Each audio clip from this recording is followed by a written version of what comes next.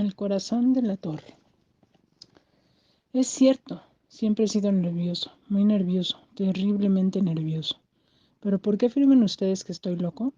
La enfermedad había agudizado mis sentidos, en vez de destruirlos o embotarlos. Y mi oído era el más agudo de todos. Oía todo lo que puede oírse en la tierra y en el cielo. Muchas cosas oí en el infierno. ¿Cómo puedo estar loco entonces? Escuchen y observen con cuánta cordura, con cuánta tranquilidad les cuento mi historia. Me es imposible decir cómo aquella idea me entró en la cabeza por primera vez, pero una vez concebida me acosó noche y día. Yo no perseguía ningún propósito, ni tampoco estaba colérico. Quería mucho al viejo. Jamás me había hecho nada malo, jamás me insultó. Su dinero no me interesaba. Me parece que fue su ojo. Sí, eso fue. Tenía un ojo semejante al de un buitre, un ojo celeste y velado por una tela. Cada vez que lo clavaba en mí se me helaba la sangre. Y así, poco a poco, muy gradualmente me fui decidiendo a matar al viejo y librarme de aquel ojo para siempre. Presten atención ahora. Ustedes me toman por loco, pero los locos no saben nada. En cambio, si hubieran podido verme, si hubieran podido ver con qué habilidad procedí, con qué cuidado, con qué previsión, con qué disimulo me puse a la obra. Jamás fui más amable con el viejo que la semana antes de matarlo. Todas las noches, hacia las 12, hacía yo girar el picaporte de su puerta y la abría. Oh, tan suavemente. Y entonces, cuando la abertura era lo bastante grande para pasar la cabeza, levantaba una linterna sorda, cerrada, completamente cerrada, de manera que no se viera ninguna luz, y tras ella pasaba la cabeza. Oh, ustedes se hubieran reído al ver cuán astutamente pasaba la cabeza. La movía lentamente, muy, muy lentamente, a fin de no perturbar el sueño del viejo. Me llevaba una hora entera introducir completamente la cabeza por la abertura de la puerta, hasta verlo tendido en su cama. ¿Eh? ¿Es que un loco hubiera sido tan prudente como yo? Y entonces, cuando tenía la cabeza completamente dentro del cuarto, abría la linterna cautelosamente. Oh, tan cautelosamente, sí, cautelosamente iba abriendo la linterna, pues crujían las bisagras. La iba abriendo lo suficiente para que un solo rayo de luz cayera sobre el ojo de buitre. Y esto lo hice durante 7 largas noches, cada noche a las 12, pero siempre encontré el ojo cerrado. Y por eso me era imposible cumplir mi obra, porque no era el viejo quien me irritaba, sino el mal de ojo. Y por la mañana, apenas iniciado el día, entraba sin miedo en su habitación y le hablaba resueltamente, llamándolo por su nombre, con voz cordial y preguntándole cómo había pasado la noche. Ya ven ustedes que tendría que haber sido un viejo muy astuto para sospechar que todas las noches, justamente a las 12, iba yo a mirarlo mientras dormía. Al llegar la octava noche, procedí con mayor cautela que de costumbre al abrir la puerta. El minutero de un reloj se mueve con más rapidez de lo que se movía mi mano. Jamás antes de aquella noche había sentido el alcance de mis facultades, de mi sagridad, de mi sagacidad. Apenas lograba contener mi impresión de triunfo, pensar que estaba ahí, abriendo poco a poco la puerta, y que él ni siquiera soñaba con mis secretas intenciones o pensamientos. Me reí entre dientes ante esa idea, y quizá me oyó porque lo sentí moverse repentinamente en la cama, como si se sobresaltara. Ustedes pensarán que me eché hacia atrás, pero no.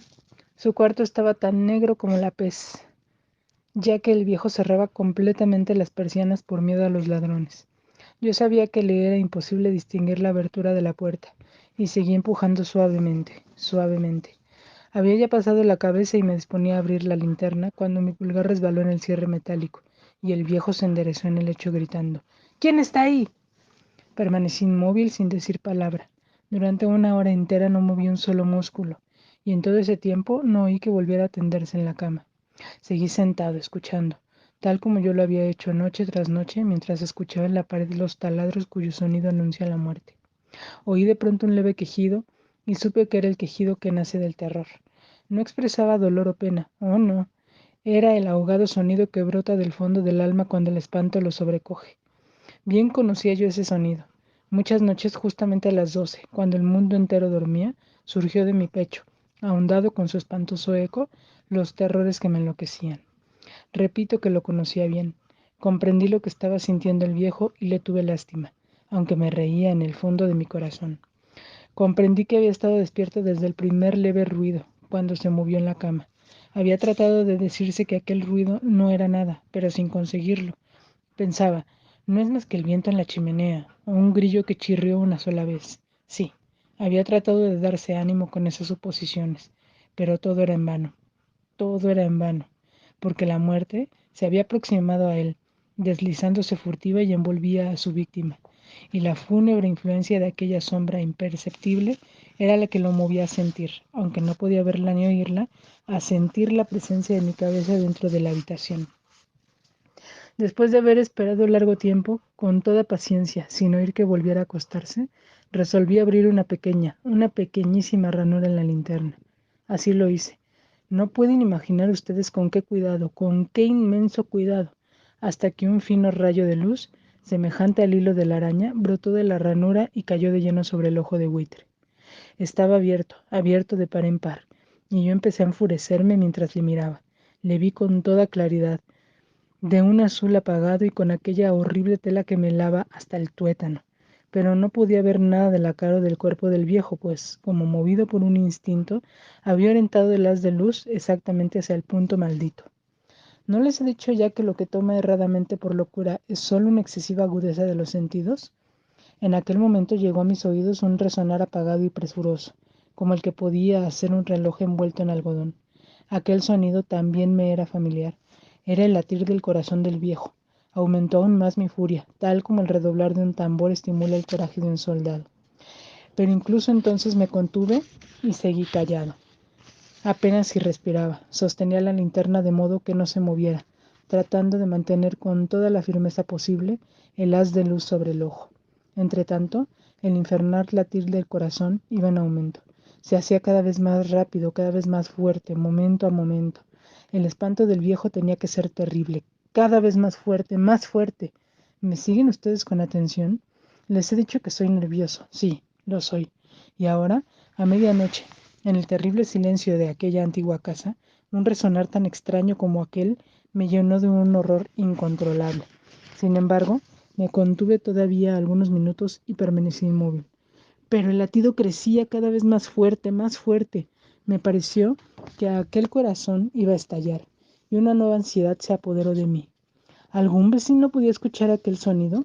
¿La hora del viejo había sonado? Lanzando un alarido, abrí del todo la linterna y me precipité en la habitación. El viejo clamó una vez, nada más que una vez. Me bastó un segundo para arrojarlo al suelo y echarle encima el pesado colchón. Sonreí alegremente al ver lo fácil que me había resultado todo, pero durante minutos el corazón siguió latiendo con un sonido ahogado. Claro que no me preocupaba, pues nadie podría escucharlo a través de las paredes. Cesó, por fin, de latir. El viejo había muerto. Levanté el colchón y examiné el cadáver. Sí, estaba muerto, completamente muerto. Apoyé la mano sobre el corazón y la mantuve así largo tiempo. No se sentía el menor latido. El viejo estaba bien muerto. Su ojo no volvería a molestarme. Si ustedes continúan tomándome por loco, dejarán de hacerlo cuando les describa las astutas precauciones que adopté para esconder el cadáver. La noche avanzaba mientras yo cumplía mi trabajo con rapidez, pero en silencio. Ante todo descuarticé el cadáver, le corté la cabeza, brazos y piernas. Levanté luego 3 planchas del piso de la habitación y escondí los restos en el hueco. Volví a colocar los tablones con tanta habilidad que ningún ojo humano, ni siquiera el suyo, hubiera podido advertir la menor diferencia.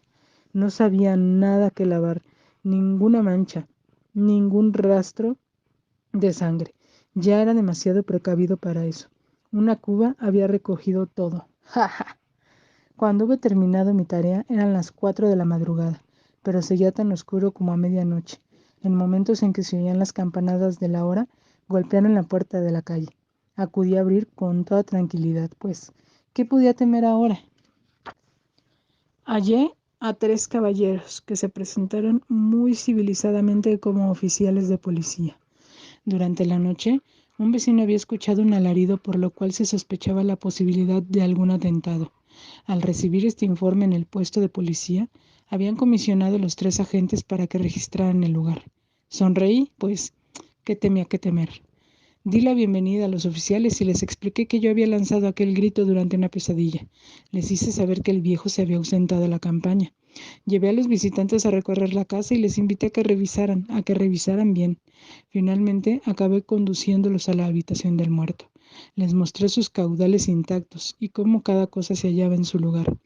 En el entusiasmo de mis confidencias, traje sillas a la habitación y pedí a los 3 caballeros que descansaran allí de su fatiga, mientras yo mismo, con la audacia de mi perfecto triunfo, colocaba mi silla en el exacto punto bajo el cual reposaba el cadáver de mi víctima. Los oficiales se sentían satisfechos. Mis modales los habían convencido. Por mi parte, me hallaba perfectamente cómodo. Sentáronse y hablaron de cosas comunes, mientras yo les contestaba con animación. Mas al cabo de un rato empecé a notar que me ponía pálido y deseé que se marcharan. Me dolía la cabeza y creía percibir un zumbido en los oídos, pero los policías continuaban sentados y charlando. El zumbido se hizo más intenso, seguía resonando y era cada vez más intenso. Hablé en voz muy alta para librarme de esa sensación, pero continuaba lo mismo, y se iba haciendo cada vez más clara, hasta que al fin me di cuenta de que aquel sonido no se producía dentro de mis oídos. Sin duda, debí de ponerme muy pálido, pero seguí hablando con creciente soltura y levantando mucho la voz. Empero el sonido aumentaba. ¿Y qué podía hacer yo? Era un resonar apagado y presuroso, un sonido como el que podría hacer un reloj envuelto en algodón. Yo jadeaba, tratando de recobrar el aliento, y sin embargo los policías no habían oído nada. Hablé con mayor rapidez, con vehemencia, pero el sonido crecía continuamente. Me puse en pie y discutí sobre insignificancias en voz muy alta y con violentas gesticulaciones, pero el sonido crecía continuamente. ¿Por qué no se iban? Anduve de un lado a otro a grandes pasos, como si las observaciones de aquellos hombres me enfurecieran, pero el sonido crecía continuamente. ¡Oh, Dios! ¿Qué podía hacer yo? Lancé espumarajos de rabia.